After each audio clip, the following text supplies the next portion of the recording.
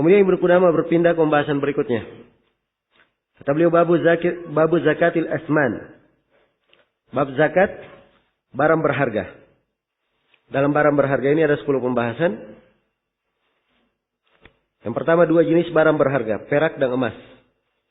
Kata Ibnu Qudamah wahiyya nau'ani dahabun wa fiddah. Dia ada 2 jenis, emas dan perak.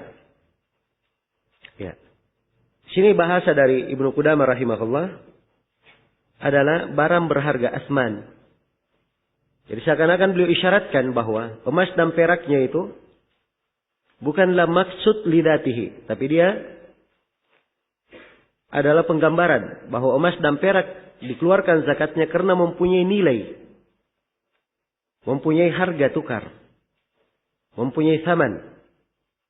Iya. Jelas ya? Maka segala hal yang mirip dengan emas dan perak bisa dikiaskan masuk di dalamnya. Iya.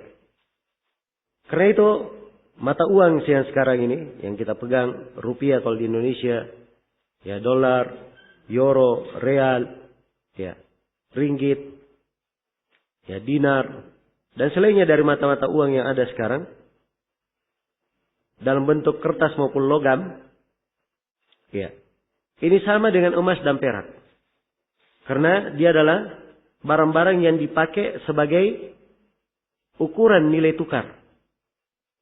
Sebagaimana emas dan perak. Sebagaimana apa? Emas dan perak. Karena itu wajib dikeluarkan zakatnya.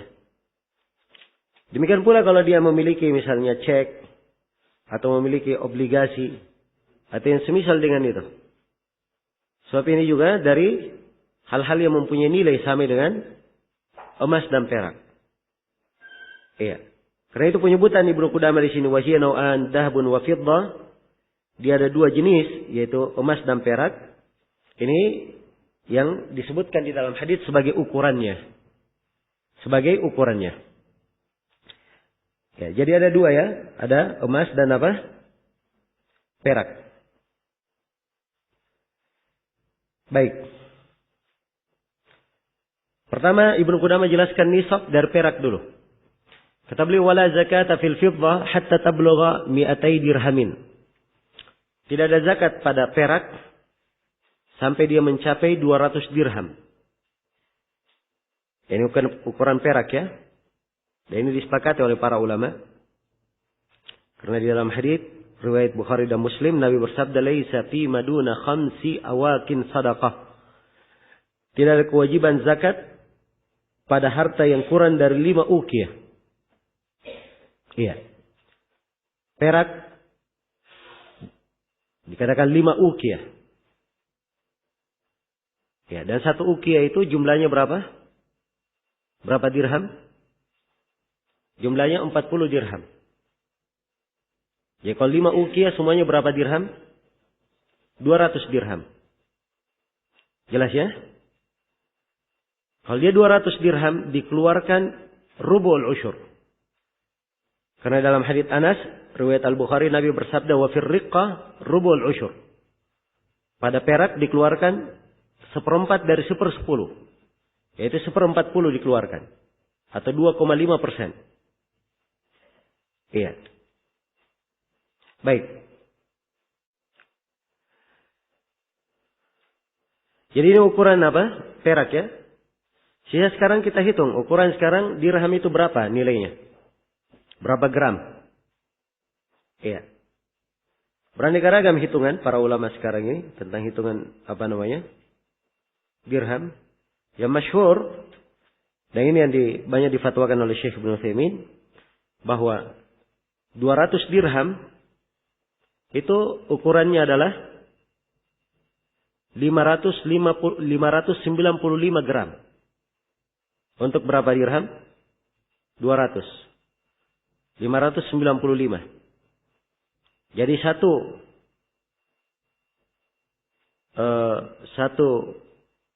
dirhamnya akan terhitung 2,975 gram.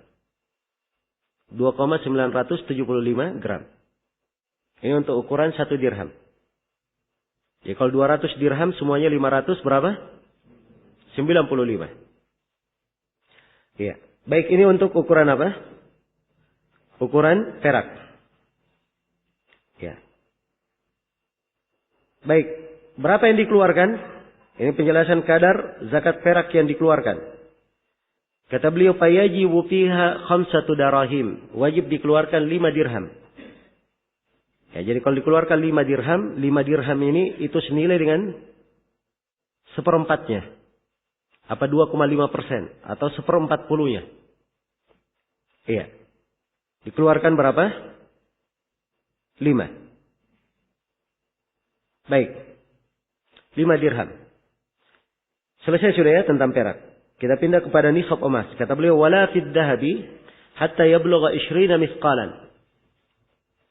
Fayajibu fihi nisfu misqal. Iya. Tidak ada kewajiban pada emas sampai mencapai 20 misqal. Ya. Misqal ini dihitung dengan nama dinar. Nah, bahwa misqal itu sama dengan apa? Dinar. Jadi kalau dikatakan 20 dinar dan 20 misqal itu sama ya. 1 dinarnya berapa? Iya. Ini yang menjadi letak silam pendapat di kalangan ulama sekarang ini. Tentang berapa ukuran 1 berapa? 1 dinar. Iya. Ala kulli hal, pada zakat emas yang banyak difatwakan oleh Syekh Ibnu Utsaimin 85 gram. Dan yang difatwakan oleh Syekh bin Baz 92 gram. Hanya kita banyak membawakan fatwa Syekh Ibnu Utsaimin sebab mengambil ukuran yang sedikit itu lebih hati-hati. Lebih hati-hati. Jelas ya? Jadi kalau 20 dirham senilai 85 gram, maka 20 dinar senilai dengan 85 gram, maka 1 dinarnya senilai berapa? Sekitar 4 gram seperempat. 4 gram seperempat. 4,25, 4,26 lah sekitar itu. Iya. Dibulatkan saja 4 seperempat. Jadi 4 seperempat kalau dikali 20 itu akan menjadi berapa? 85 gram. Baik. Ini yang banyak difatwakan ya oleh Syekh Ibnu Utsaimin. Nah, jadi kalau sudah sampai 20 dinar, ya, dikeluarkan berapa? Dikeluarkan 1/2 dinar.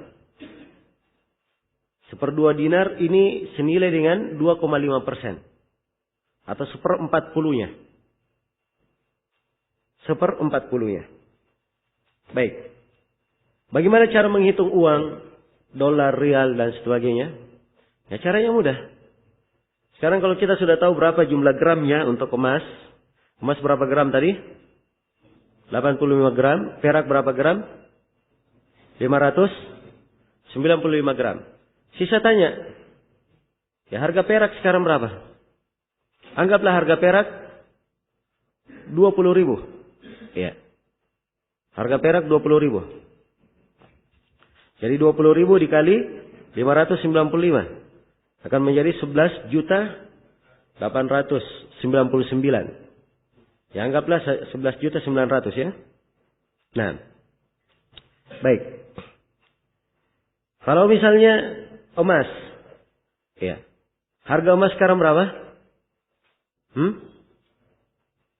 Ya, sekarang anggaplah sekitar 400 ya. Jadi 85 gram dikali berapa? 400. Ya. Akan menjadi 34 juta. Jelas ya?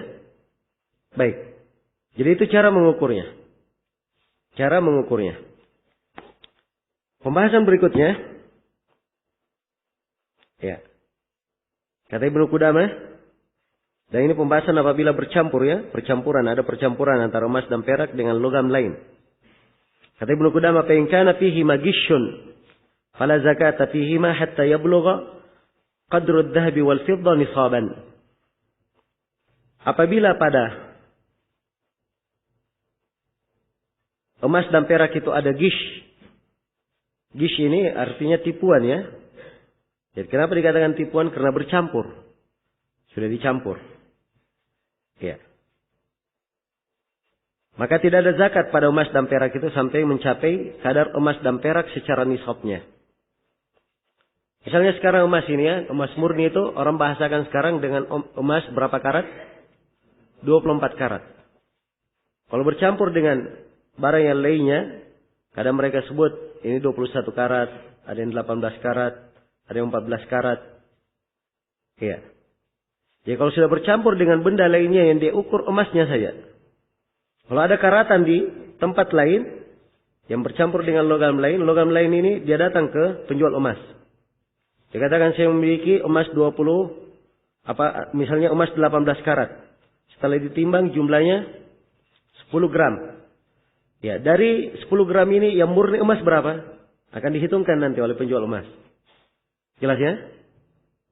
Nah, setelah dia tahu berapa jumlahnya, jumlah murninya, nah itu baru dia bisa menghitung zakatnya. Jadi kalau misalnya dia bawa lagi 10 gram, ada lagi emasnya 50 gram, dia gabung semuanya. Semuanya anggaplah misalnya 18 karat. Total emasnya semuanya 18 karat 200 gram. Ya, setelah dipisahkan, dikatakan oleh penjual emas, yang murninya hanya 100 gram. Maka 100 gram saja yang apa? Dia keluarkan emasnya. Jelas ya?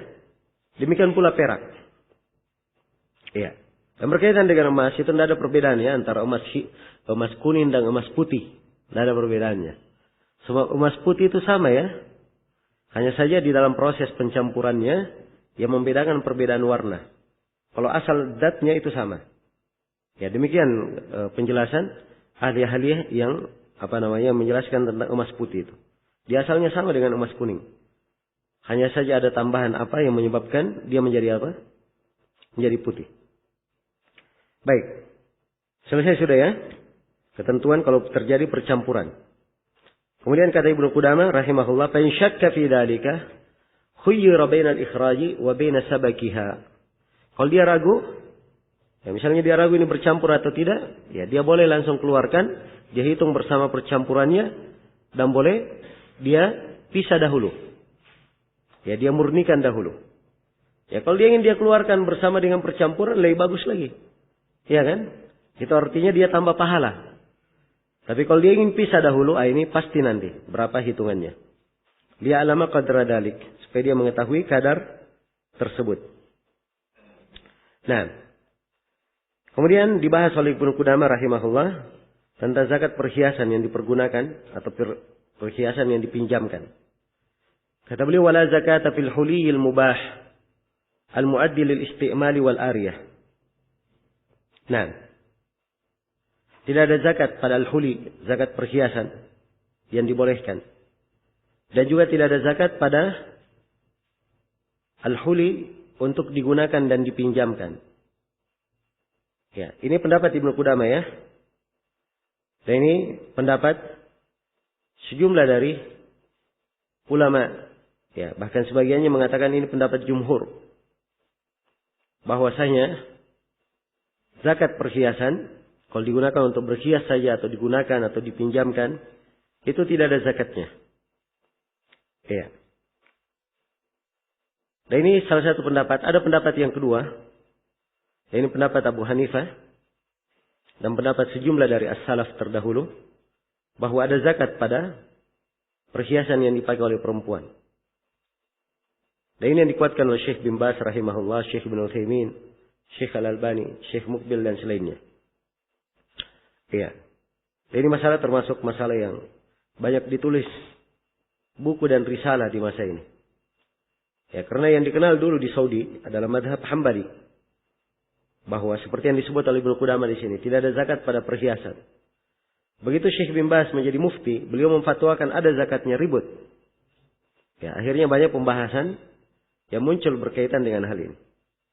Dan yang benarnya bahwa pada zakat al-huli ini ada zakatnya, sebab itu datang dari sejumlah sahabat. Mereka sebutkan tentang zakat. Dan masuk ke dalam ketentuan umum, dalam hadits-hadits tentang emas dan perak. Bagaimana ada zakatnya. Maka insyaAllah ta'ala pendapat ulama yang mengatakan ada zakatnya itu lebih kuat. Hal tersebut lebih kuat. Kemudian, kata Ibnu Qudamah rahimahullah, setelah menjelaskan perhiasan dipakai oleh perempuan, beliau masuk menjelaskan tentang pembolehan penggunaan emas dan perak bagi perempuan. Ya. Kata beliau, wa yubahu lin-nisa kullu ma jarat adatuhum ayal bisaha atau ayal bisahu kullu ma jarat adatuhunna bilubsihi min ad-dhahab wal fiddah. Dibolehkan bagi perempuan untuk memakai segala hal yang kebiasaan mereka memakainya dari emas maupun perak. Ya. Ini bagi perempuan ya, boleh memakai emas dan perak. Sebab Rasulullah sallallahu alaihi wasallam mengizinkan akan hal tersebut. Iya.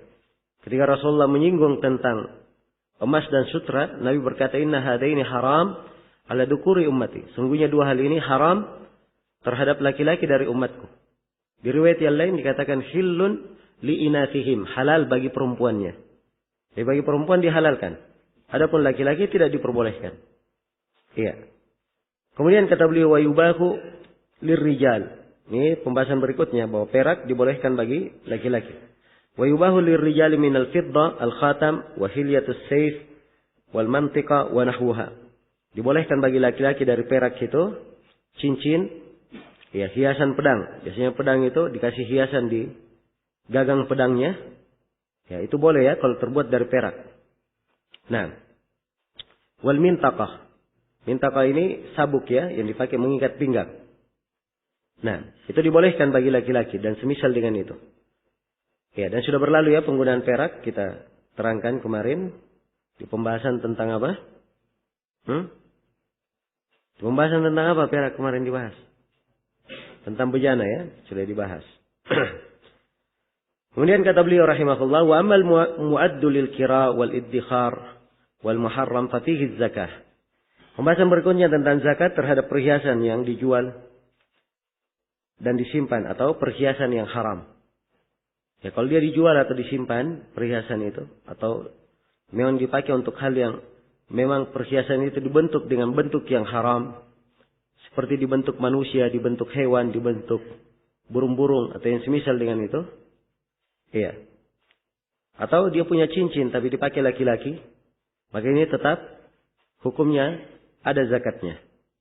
Ya, karena hal yang haram itu sepanjang dia barang zakat tidak menghalangi kewajiban zakat. Tidak menghalangi apa? Kewajiban zakat. Ya, tetap dikeluarkan zakatnya. Ya. Baik, selesai sudah pembahasan tentang zakat apa? Zakat barang berharga.